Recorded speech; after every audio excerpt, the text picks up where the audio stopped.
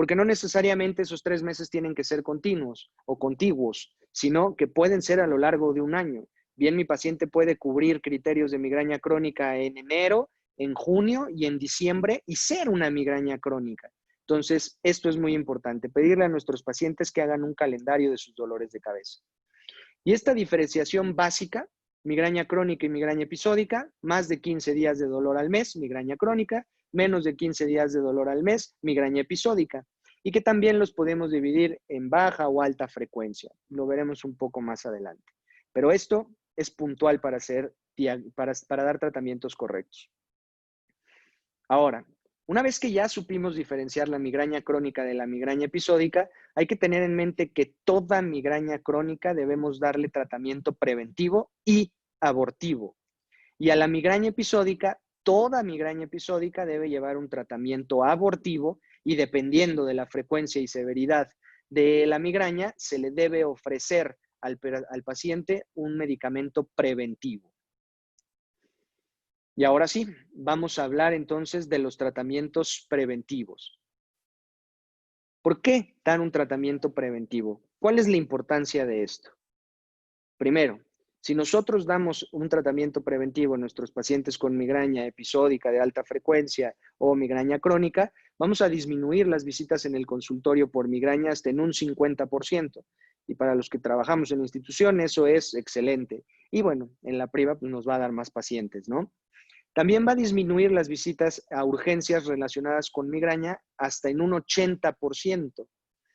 Disminuye el uso innecesario de tomografía y resonancia magnética hasta en un 88% para el caso de la resonancia y 75% para el caso de la tomografía.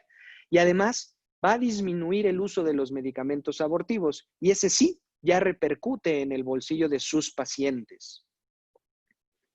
Va a mejorar la calidad de vida de los pacientes con migraña, lo cual es lo que buscamos en el tratamiento o de las metas del tratamiento de la migraña. Y este último punto es importantísimo. ¿Cuántos de nosotros no hemos tenido pacientes que ya les dimos absolutamente todos los analgésicos habidos y por haber y no se le quita el dolor de cabeza a nuestros pacientes?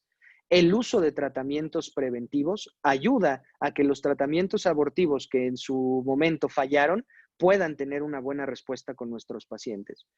Es muy habitual el caso de paciente que ya usa triptano y que no le funciona, le enseñamos a tomarlo junto con un tratamiento preventivo y después te dice, doctor, es que ya con este tratamiento, con mi L-triptán, con mi rizatriptán, con el que gusten y manden, ya se me quita el dolor de cabeza. Y eso es invaluable para aquellos que sufren migraña.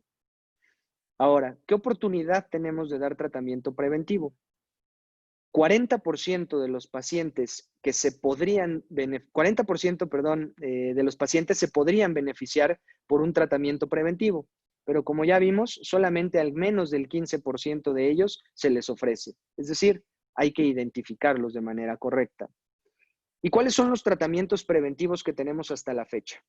Esta es una tabla de la Sociedad Americana de Cefalea del año pasado, en donde me voy a enfocar nada más a aquellos que ya tienen una eficacia establecida y, como es el título de la plática, nada más a aquellos orales, en donde de los antiepilépticos tenemos al valproato de magnesio y al topiramato, que son los únicos dos aprobados por la FDA, a los beta bloqueadores, el propanolol, metoprolol y timolol, y los de abajo, el triptano, el frobatriptán.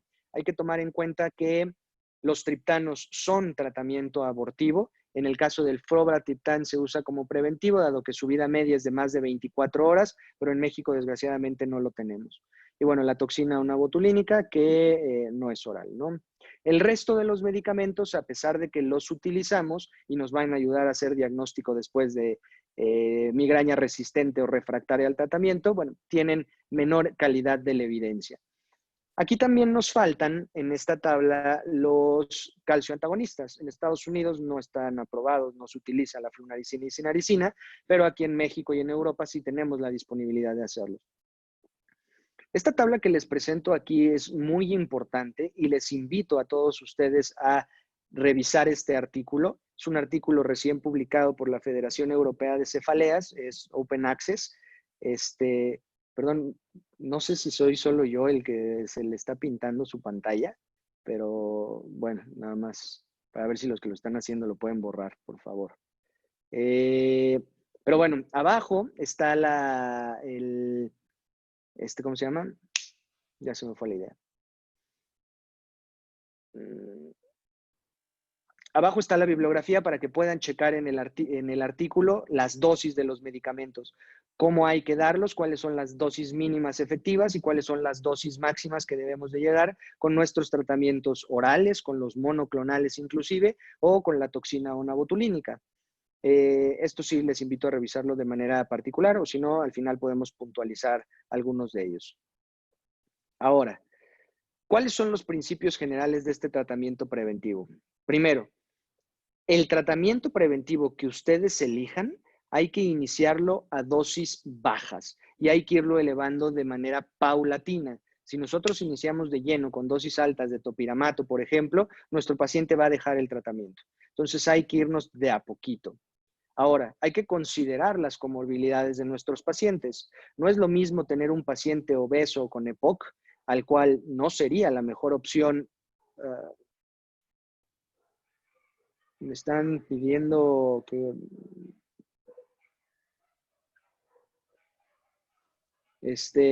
el cual no sería la mejor opción darle un beta bloqueador. Entonces, quizás aquí deberíamos considerar algún otro tratamiento, como topiramato, por ejemplo, o quizás algún antidepresivo, o en una paciente que quizás es delgada, que tiene alteraciones cognitivas, el topiramato no sería la mejor opción. Entonces, sí tenemos que hacerlo de acuerdo a las comorbilidades de nuestros pacientes. Tenemos un armamento bastante grande de medicamentos preventivos, entonces hay que adecuarnos a cada uno de nuestros pacientes. No son recetas de cocina. Ahora, hay que dar el medicamento que elegimos, en el caso de los orales, por mínimo 2 meses a dosis mínimas. Porque cuántas veces no nos encontramos en la consulta con que le dieron propanolol, 10 miligramos, estuvo un mes con eso y ya se considera fallo al propanolol. Entonces lo envían a neurología porque tiene una migraña refractaria a tratamiento. Y no es así. Necesitamos dar los medicamentos por lo menos a la dosis mínima establecida. En el caso de los orales, 2 meses de manera continua a la dosis mínima ya, no cuenta en el periodo en que lo estamos ajustando la dosis para poder decir que es un fallo. Y en el caso de la toxina onabotulínica requerimos de 2 a 3 ciclos de toxina. Recuerden que se aplica cada 12 semanas, es decir, cada 3 meses. Y ahora con el uso de los monoclonales requerimos de 3 meses. Los monoclonales se aplican de manera mensual y necesitamos por lo menos 3 aplicaciones para poder considerar fallo a los mismos. Es importante que creemos metas realistas con nuestros pacientes.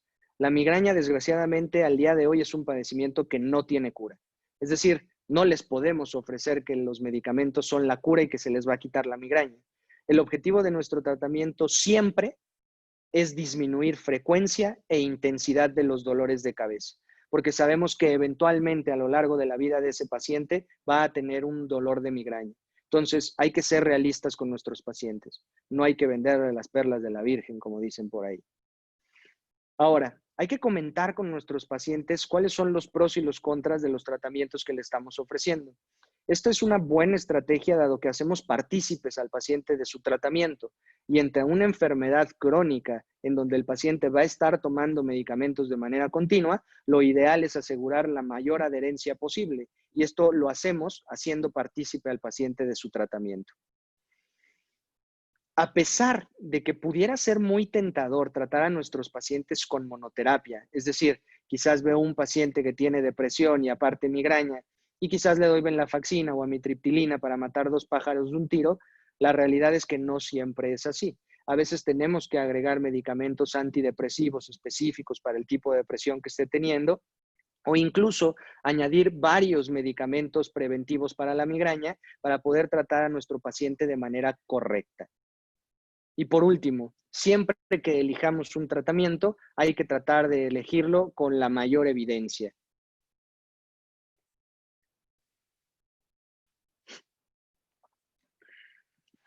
Vamos ahora entonces a hablar un poco del valproato y algunas generalidades de la misma.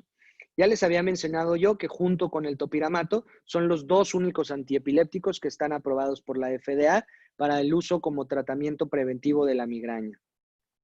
El uso del valproato tiene una tasa de respuesta del 50%, es decir, la mitad aproximadamente de los pacientes a los que se los demos van a responder en mayor o menor medida. La dosis mínima que debemos utilizar del valproato es de 400 miligramos al día, generalmente dividido en dosis de 200 miligramos en la mañana y 200 miligramos en la noche, y podemos escalar hasta 2 miligramos al día, 2 gramos, igualmente divididos en 1 gramo en la mañana y 1 gramo en la noche, que sería la dosis máxima.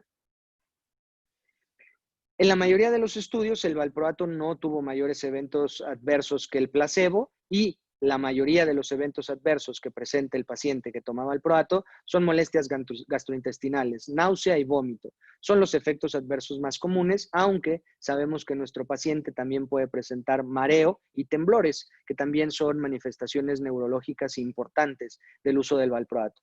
Y bueno, también la trombocitopenia y algunas pancreatitis que para el ámbito del médico internista también son importantes tenerlas en mente, y que está contraindicado en el embarazo. Si nosotros tenemos un paciente o una paciente en edad reproductiva y que tiene que más bien que no tiene su paridad satisfecha, mejor hay que tratar de elegir otro medicamento. Ahora, ¿cuál es la evidencia clínica que tenemos del valproato en migraña crónica? Este estudio nos muestra de manera significativa o estadísticamente significativa que el valproato contra el placebo en el caso de migraña crónica disminuye el dolor general en escala análoga del dolor, de 6 en el caso de los pacientes con migraña crónica hasta 2 después del tercer mes de tratamiento. Igualmente, la frecuencia del dolor lo disminuye desde 22 días al mes hasta 5 días al mes. Y bueno, si lo comparan con el placebo, en donde en este último rubro que está escrito como PF, que es frecuencia del dolor, el placebo no modificó absolutamente ninguna respuesta, se quedó en los 22 días de dolor. Entonces, funciona en migraña crónica y no es el único estudio.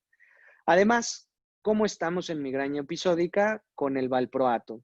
Esta es una revisión Cochrane en donde se incluyeron 10 estudios. En esos 10 estudios se observó que los respondedores al valproato de magnesio, alrededor del 50% de los pacientes, tienen una buena respuesta, a diferencia del placebo, en donde no más del 20% la tenían. Se demostró no inferioridad con propanolol, flunaricina y topiramato, que también son tratamientos orales aprobados por la FDA para el uso como preventivos en migraña. Los efectos adversos que presentó el valproato en esta serie Cochrane fueron fatiga, mareo, náusea, temblor y ganancia de peso. Este último es importante porque a veces las mujeres, pues obviamente no quieren ganar peso, y a una mujer con sobrepeso darle valproato quizás no sea la mejor opción. Nada más en un estudio demostraron que dosis menores tuvieron mejor respuesta, aunque no es replicable o no ha sido replicable y hay que tomarlo con reserva. Sabemos entonces que es efectivo para el tratamiento de la migraña episódica. Y bueno, esto demuestra que el valproato es efectivo, seguro y tolerable, y que el beneficio supera por más al riesgo para darlo en el caso de la profilaxis en migraña. Con esto dicho, me gustaría retomar el caso clínico que mencionamos al principio. Se los voy a leer de manera rápida para recordarlo. Era un estudiante de medicina de 22 años que tenía cefalea desde los 19 años de edad, cefalea hemicraneana generalmente, pulsátil de 8 de 10 de intensidad, acompañada de foto y fonofobia, 20 horas de duración y aumentaba con la actividad física. Cuando tiene el dolor se quiere recostar. Refiere aparte el estrés y el insomnio como factores desencadenantes, y con una frecuencia de solamente una vez a la semana desde hace un año, es decir, 4 veces por mes. Ella tomaba el ibuprofeno con respuesta parcial a la exploración física neurológica completamente íntegra y el HIT-6 de 72 puntos. Recordando este caso, ¿qué diagnóstico tiene la paciente? Es una migraña sin aura, es episódica de baja frecuencia con discapacidad severa. Y a pesar que episódica de baja frecuencia con discapacidad severa no viene dentro de los criterios diagnósticos, hay que hacer esta división porque nos va a ayudar a saber si le vamos a dar tratamiento preventivo o no, y también nos va a ayudar a saber si nuestro tratamiento está funcionando o no. ¿Cómo sé que tiene discapacidad severa la paciente si nada más tiene 4 cefaleas al mes? Porque se le hizo el HIT-6. El HIT-6 junto con el MIDAS son las dos pruebas que más utilizamos en el caso de la migraña para saber qué tan discapacitantes son las cefaleas. En el caso del HIT-6, un puntaje arriba de 60 es la máxima discapacidad que puede presentar un paciente. En lo particular, yo elaboro en mis pacientes el HIT-6 más que el MIDAS. ¿Por qué? Porque en el MIDAS vienen varios rubros donde se le pregunta al paciente que si pudiera no iría a su trabajo o cuántas veces ha faltado al trabajo. Y bueno, volviendo a que en nuestros países latinoamericanos, o por lo menos en México, si no vamos a trabajar, no comemos, se merma un poco ese examen. En este caso aquí no está preguntado con tanto énfasis eso y creo yo nos arroja un mejor resultado. Entonces, ¿este paciente o esta paciente requiere de tratamiento con medicamento abortivo? Sí. Recuerden que toda migraña, ya sea episódica o crónica, va a requerir de un tratamiento abortivo y requerirá manejo con medicamento preventivo. Y quizás muchos de ustedes al inicio, con una frecuencia de solo una vez por semana desde hace un año, pues no le darían manejo preventivo, pero sí lo requiere.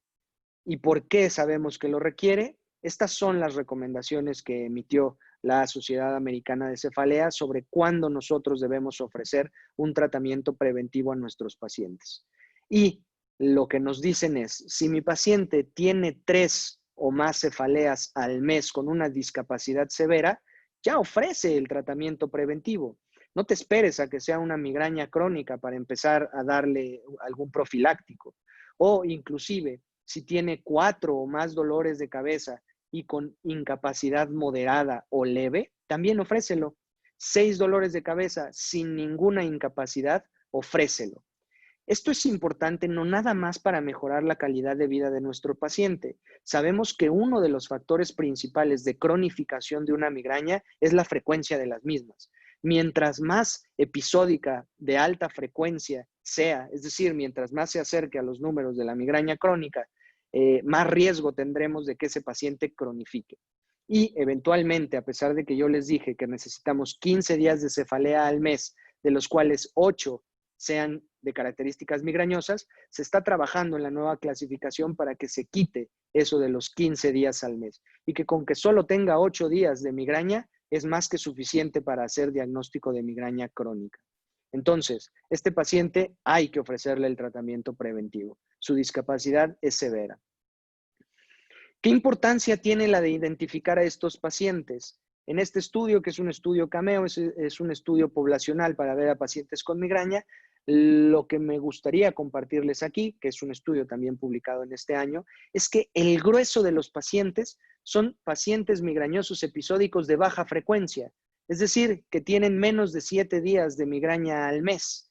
Y vean el número, vean la N, 13,000 contra 1,000, 1,000 y 400. Es decir, el gran grueso de nuestros pacientes está en este rubro, en los pacientes migraña episódica de baja frecuencia. Y hay que aprender a identificarlos porque son potencialmente tratables con medicamentos preventivos.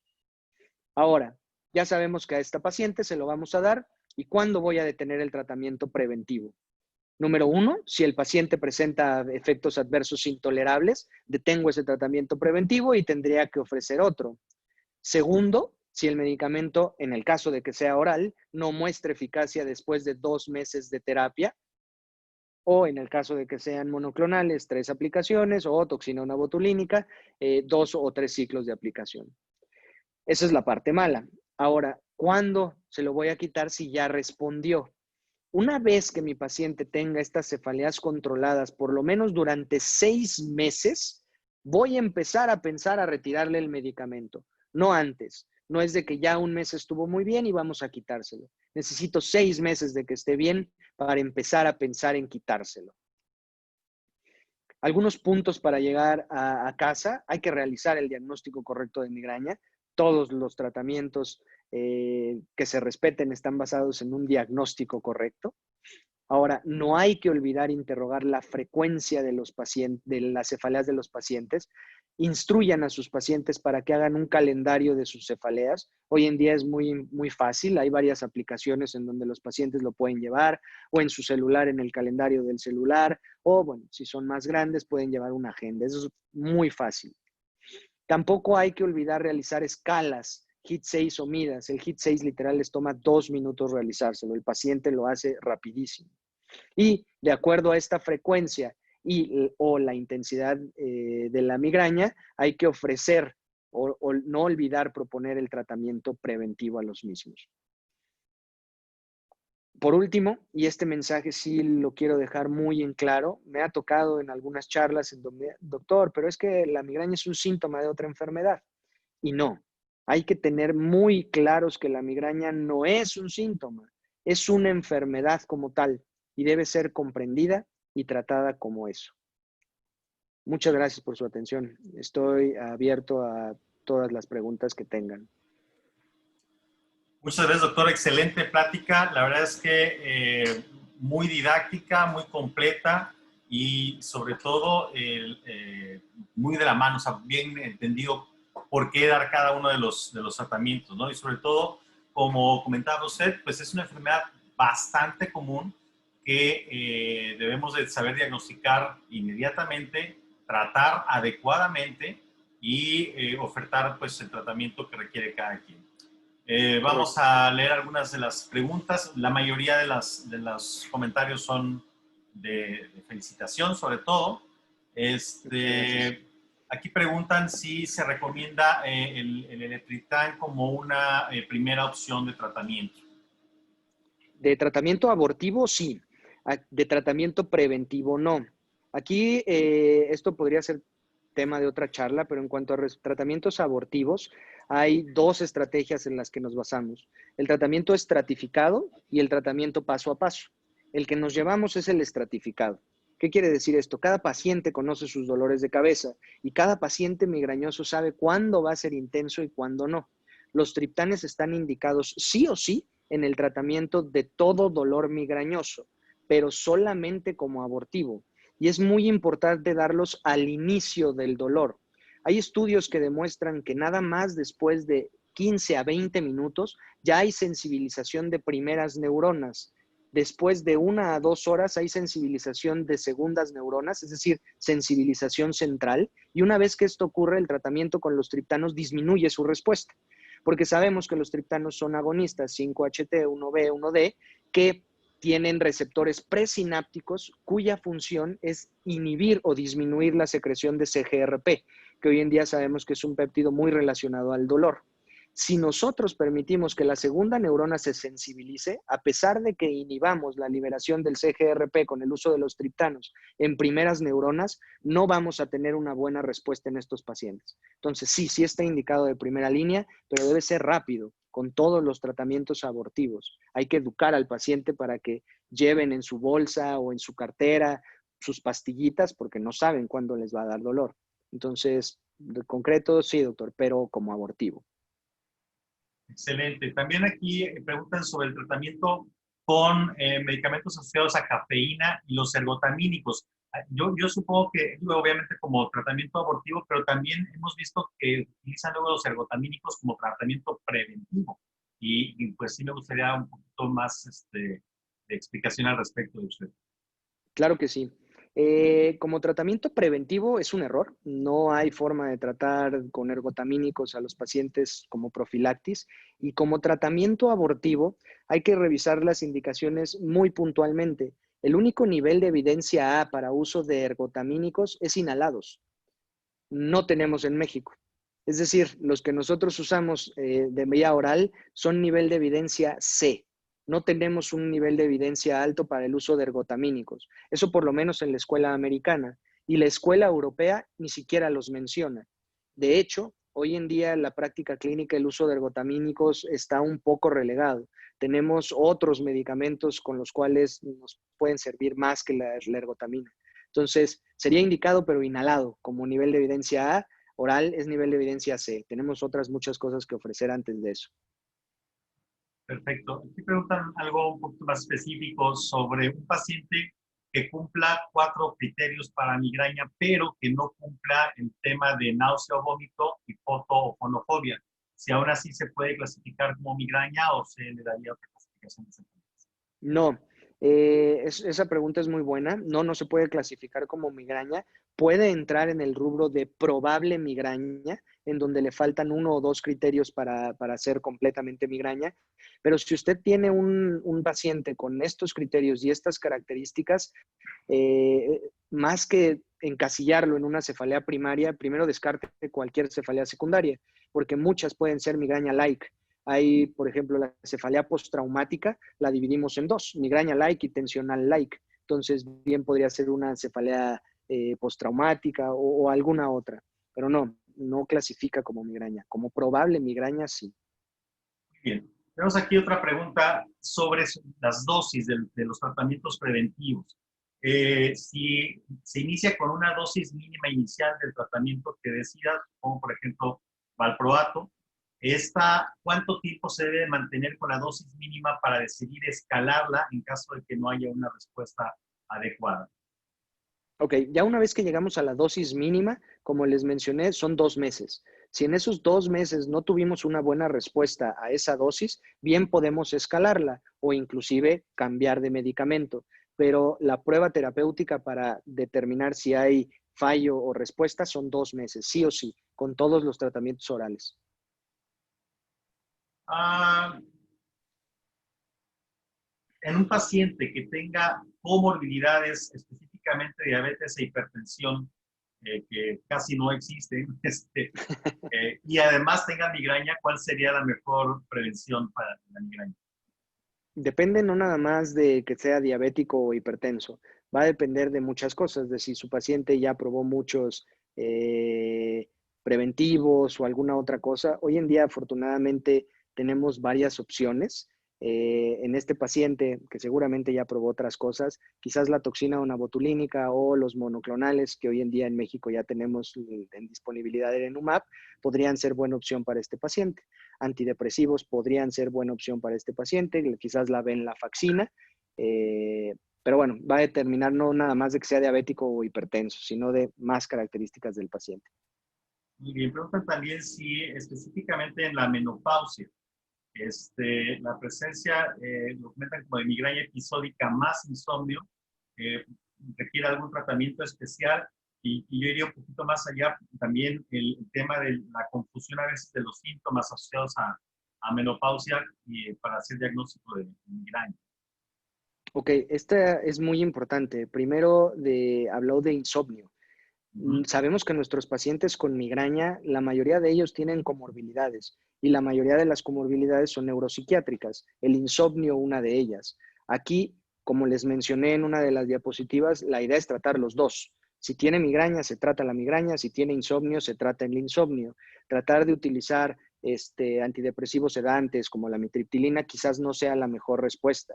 Si tiene aparte síntomas de menopausia, podemos utilizar algún medicamento, igual algún antidepresivo tipo desvenlafaxina, que sería el más apropiado para los síntomas vasomotores de la menopausia. Entonces, quizás aquí habría que tratar cada una de las partes más que tratar una sola o con un medicamento que debe tratar todo. Okay. Preguntan, yo creo que lleva Champ esa pregunta, que ¿por qué es tan bajo el diagnóstico que hacemos de migraña? Híjole, es buenísima pregunta, doctor. La verdad, primero, pues nosotros no tenemos la educación y aquí voy a echar nosotros a los médicos en general. Creemos, me atrevo a decir que la mayoría de nosotros, cuando pasamos por la escuela, no tuvimos ni siquiera un mes de un curso de cefalea. Cuando pasamos por la residencia médica, no tuvimos una rotación en un centro de cefaleas o en una consulta de cefaleas. Inclusive como neurólogos, la formación en el ámbito de cefalea es pobre, es poca. Si tienes afortunadamente una rotación de 2 meses, fue mucho. Esa es la primera. Y la segunda, la idiosincrasia de la gente. ¿Cuántas veces no le ha llegado usted a su consulta o tiene un familiar que dice, es que es mi dolor de cabeza normal? La gente se acostumbra al dolor de cabeza, vive con eso. Inclusive hay médicos que les dicen, pues con eso va a tener que vivir, acostúmbrese. Y no es así. Entonces, necesitamos educar a nuestros pacientes, número uno, y necesitamos educarnos a nosotros. Las cefaleas son un mundo impresionante y un mundo riquísimo. No hay que dejarlos de lado. Nadie quiere ver cefaleas. ¿Por qué? No sé. Les parece aburridos cuando realmente no es así. Claro. Pregunta si el hecho de presentar síncope pudiera ser considerado como parte de la migraña o si habría que buscar alguna otra patología.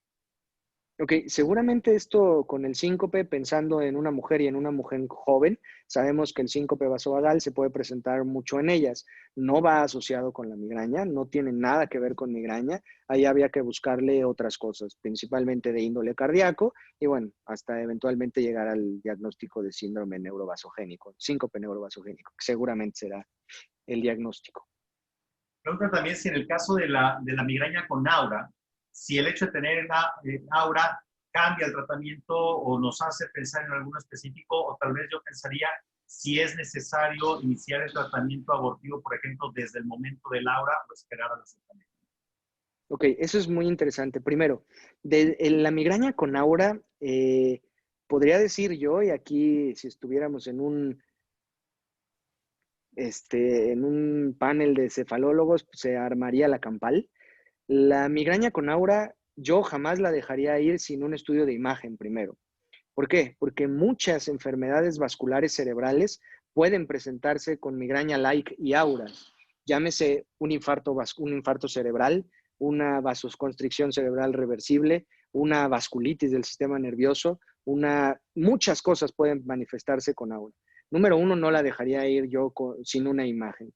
Segundo, con respecto al tratamiento, a pesar de que pareciera tentador iniciarle un abortivo cuando tiene el aura, sabemos por estudios grandes que no hay gran diferencia entre iniciarlo con el aura o iniciarlo realmente en la fase de dolor. Entonces, ensayos clínicos nos dirían no, pero por practicidad, que el paciente se lo tome en el aura va a ser efecto más rápido en teoría, ¿no? Y segundo, el tratamiento no cambia. Lo único que quizás podría cambiar un poco es las particularidades que tendríamos que ver con esos pacientes. Sabemos que la migraña con aura per se es un factor independiente de riesgo cerebrocardiovascular. Entonces, quizás una paciente con migraña con aura habría que checar que no hay que darle hormonales, anticonceptivos o alguna otra cosa que pudiera sumar riesgo cardiovascular. Pues con esas puntualidades creo que sería bueno iniciar. Perfecto. Hay muchos compañeros médicos de primer nivel conectados y yo creo que esta pregunta es bastante interesante. En el médico de atención primaria, ¿sí? El médico general o médico familiar, ¿cuál sería el tratamiento ideal que pueden manejar ellos ahí en ese nivel antes de referirlo a medicina interna o a neurología para prevenir los eventos de migraña? Claro, todos los tratamientos orales los pueden utilizar ustedes, todos. Amitriptilina, venlafaxina, metoprolol, propanolol, valproato, topiramato, todos esos medicamentos están disponibles en primer nivel. Lo único que hay que saber es la dosis mínima efectiva y saberla elevar. En el momento en que ustedes tuvieran una migraña refractaria, y esto es importante porque también es algo nuevo, siempre ha habido debate cuándo es una migraña refractaria, cuándo es una migraña resistente.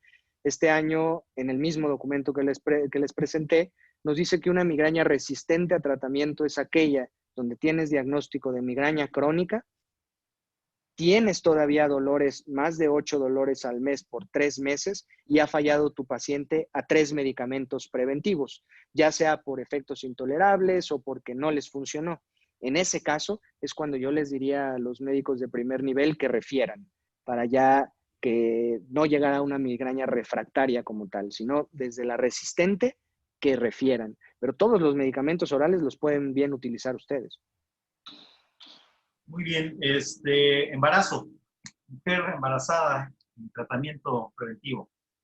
Mujer embarazada en tratamiento preventivo, buenísimo.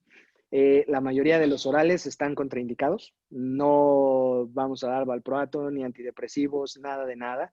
Con respecto a la toxina onabotulínica, hay estudios que nos dicen que podemos bien ofrecer ese tratamiento en el embarazo. Todavía hay gente que le tiene miedo.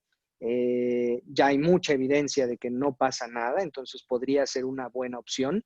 Los monoclonales quedan totalmente descartados, pero generalmente nos vamos con el tratamiento abortivo en la paciente embarazada.